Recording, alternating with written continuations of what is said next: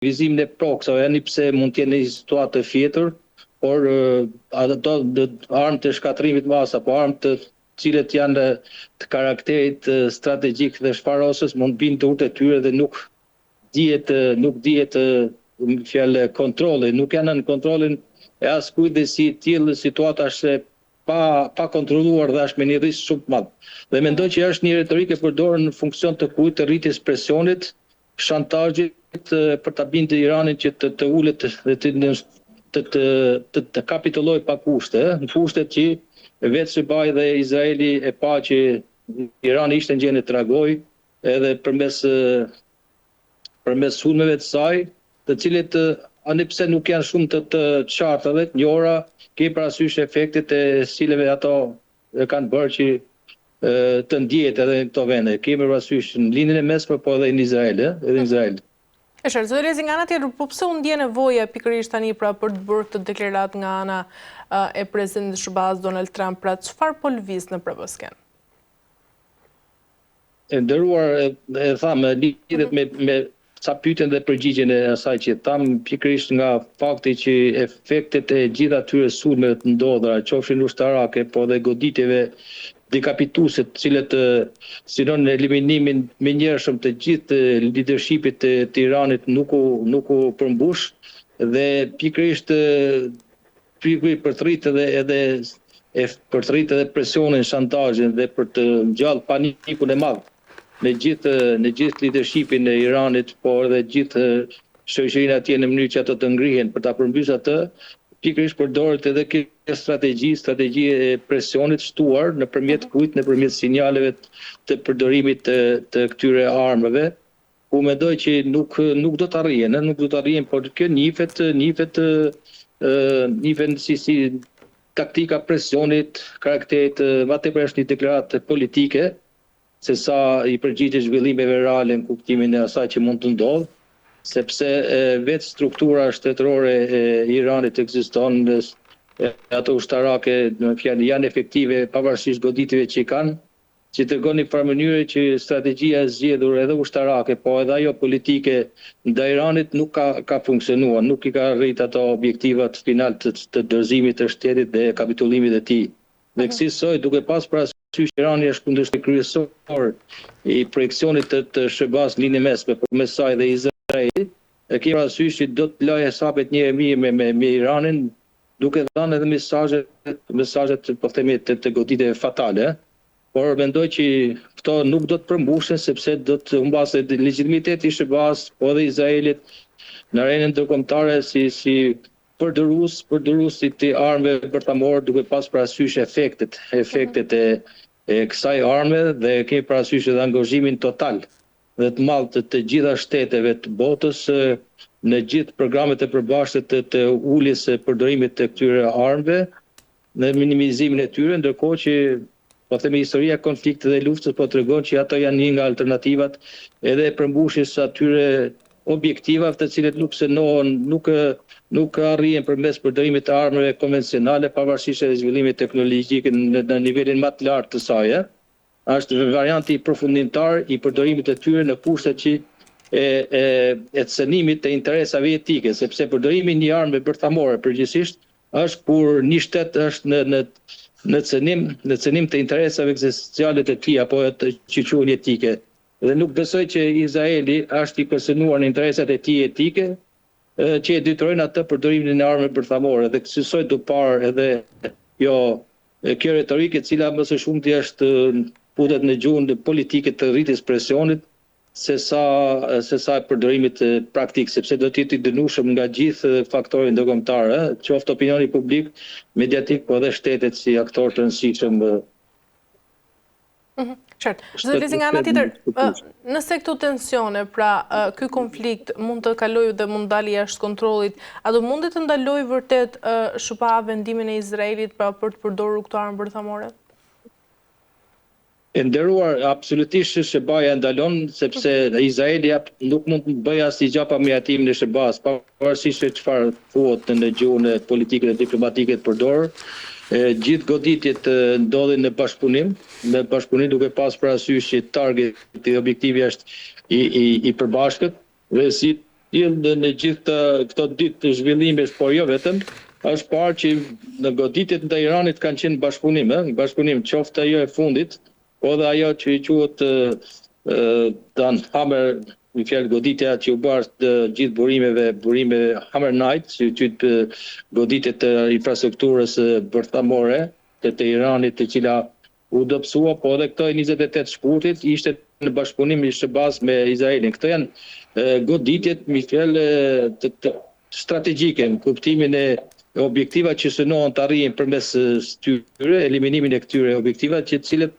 pa një bashkëpunim të përbashkët nuk mund të arrijnë. Dhe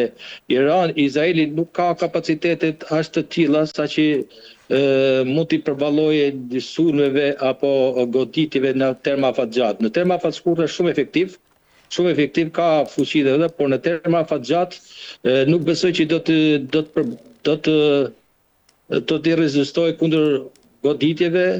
po themi edhe të bashkërenduese, po dhe jo vetëm të Iranit, po edhe gjithë proksave të saj, dhe nuk dihen edhe zhvillimet si mund të ndodhin edhe në këtë teatër luftimin, gjinlindjen e mesme, ku ka, po themi, potenciale të tilla që dalin edhe jashtë kontrollit të këtyre faktorëve dhe nuk dihet animi i saj. Kemi parasysh edhe një të lindjes mesme është një konflikt mbi baza religjioze, ku tek e fundit mund të kemi një ribashkim aty pavarësisht dallimeve dhe nuanca midis tyre, të cilët në një situatë të tillë edhe mund të ketë një solidaritet përkundër Izraelit e kështu me radhë. Dhe si tillë nuk besoj që Izraeli do të marrë këtë iniciativë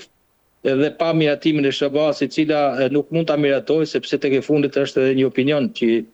duhet marrë opinioni publik atje, po ashtu edhe Kongresi, Senati, dhe si tillë përdorimi i këtyre armëve strategjike jashtë miratimit të këtyre strukturave, jo vetëm që nuk mund ta bëhet, nuk kanë legjitimitet, por do të jetë i dënueshëm dhe si tillë edhe çdo vendimarrës do ta lidhë fatin e përdorimit të tyre me fatin politik. Kemi parasysh që dhe Netanyahu ka një numër të madh akuzash edhe është në masë sigurt, po themi sanksioni nga gjykata ndërkombëtare e drejtësisë dhe si tillë vazhdimi i skenarit të luftës përmes përdorimit edhe këtyre armëve bërthamore, e cila është fjala më e fundit e një konflikti në kuptimin e efekteve dhe pasojave që shkakton, kemi parasysh do të ketë një reagim mbar botror, jo thjesht vetëm strukturave të cilët rregullojnë të jetën e marrëdhënieve ndërkombëtare, qoftë nivelin e drejtësisë, qoftë nivelin vendimar të OKB-s e kështu me radhë. Dhe si tillë nuk besoj që do të arrijë të përsëritet një Hiroshima dhe Nagasaki në nivele edhe taktike të përdorimit të saj. Qartë, mirë zoti Elizi, për ta mbyllur, nga ana tjetër, udhëheqësi i ri suprem iranian Mojtaba Khamenei shpëtoi vdekjes suhet për pak sekonda më datën 28 shkurt, pra kur sulmi ajror vrau dhe Atin Ali Khamenei dhe zyrtarë të tjerë të lartë, pra goditi rezidencën e familjes në Teheran, sipas një audio kjo të publikuar nga e përditshmja britanike dhe Telegraf. Dhe pyetja e fundit zoti Elizi është se sa i shndrueshme është tani udhëheqësia e Iranit pas gjithë këtij zhvillimi dramatik.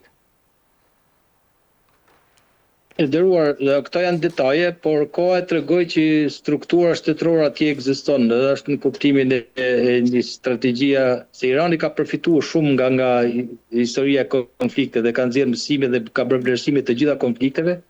edhe si tillë fakti që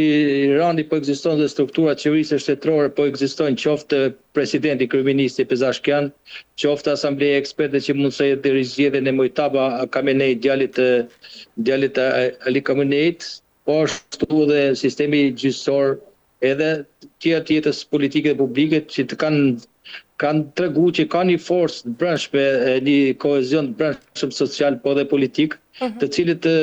fakti nisu nga fakti i mësimeve të konflikteve dhe historika e konfliktit që ka përjetuar këtë shtet dhe ka vlerësuar këto rrisjet dhe kërcënimet që mund të vinë në çdo lloj skenari, ku është deleguar fuqia vendimmarrëse dhe drejtuese e pushtetit dhe shtetit edhe në durë të tjera pas vdekjes së Ali Khameneit. Nëse të kujtohet edhe para jush të kemi thënë që në gjallet e Ali Khameneit, liderit suprem, ai e kishte parashikuar martirizimin e tij, po themi, në rastin e tij, duke delegu edhe fuqinë vendimase edhe të gjeneralet. Përmes fjalëve të gjeneralëve ai shpalosi dhe strategjinë e mbrojtjes dhe reagimit ndaj një sulmi apo konfliktit të gjatë me Izraelin dhe Sheban, dhe për treguar që Izraeli e kishte menduar këtë si skenar, si për të treguar fuqinë e tij të vazhdimit të luftës, të mbijetesës së tij si shtet. Dhe kemi parasysh që pavarësisht detajeve që jepen, zgjedhja e djalit Mojtaba Ali Khamenei tregon në një farë mënyrë që pushteti atij vazhdon së ekzistuari, funksionuari së bashku me Gardën Revolucionare, e cila ka fuqinë e saj politike,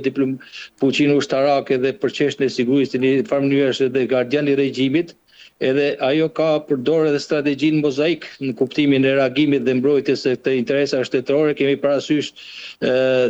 decentralizimin e kësaj strukture dhe në kushtet e një goditje deri edhe fatale në zemër të regjimit përmes tyre garantorët dhe vazhdimësia e pushtetit, sepse mënyra organizimit dhe funksionimit të strukturave të saj është e tillë saqë